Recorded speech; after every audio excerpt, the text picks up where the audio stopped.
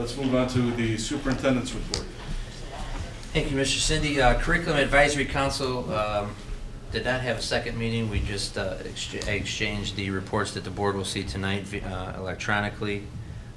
Facilities Advisory Council, there's no updates since the bid meeting that the board that we proposed to the board. We will, however, be getting together in late April to begin putting final touches on the budget.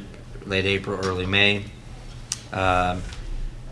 Finance Advisory, that's Finance Advisory Council will be getting together in late April, early May. Facilities Advisory Council, no update since the bid meeting.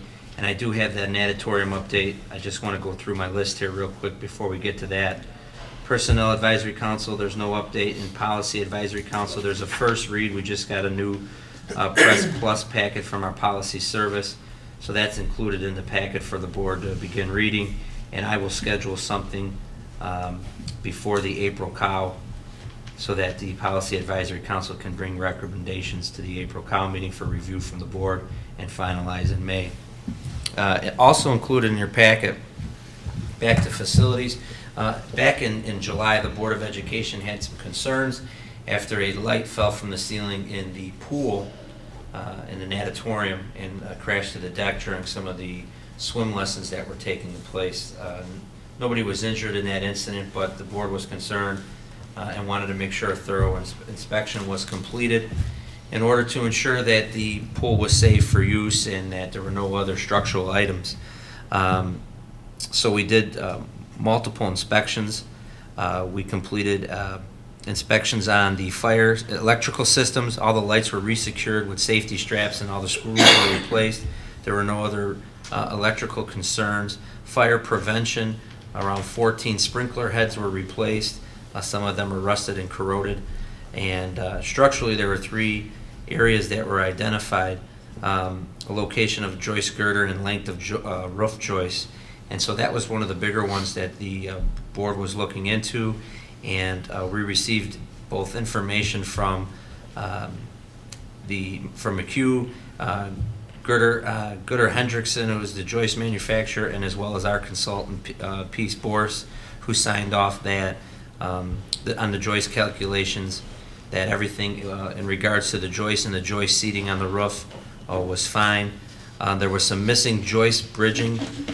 Those two missing joist braces were installed, and our structural engineer signed off on that work.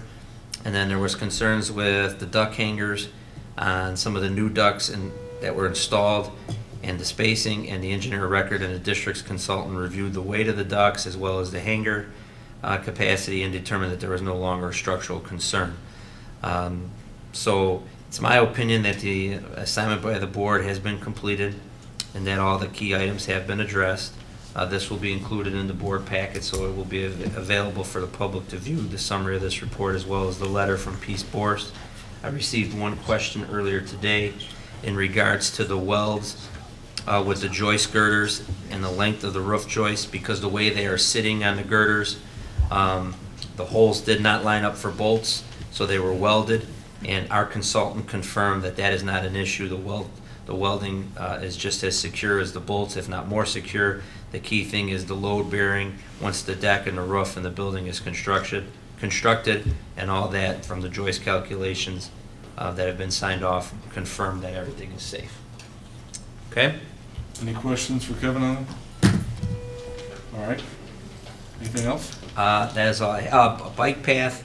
I think some people may have saw the article in the Landmark, but Commissioner Tobolski is getting the bike path completed all the way through 26th Street, which is something that this board has been working on for the last few years with the commissioner, with the village of North Riverside and their mayor, Mayor Hermanack, Ben Sells from Riverside, the president or village manager, or village mayor of Riverside. So we're supposed to meet in the upcoming weeks, the school district, the village of Riverside, and the village of North Riverside to discuss if there's some engineering costs and some contributions of funds from each local branch of government to help the county get this completed. But it would be a significant help to this high school and to all the students we serve in North Riverside to have at least a bike path or walking path to the school. So more information will follow on that as I have those meetings with the village officials. And that's all I have tonight. Any questions on this side? Nope. Any question on that side?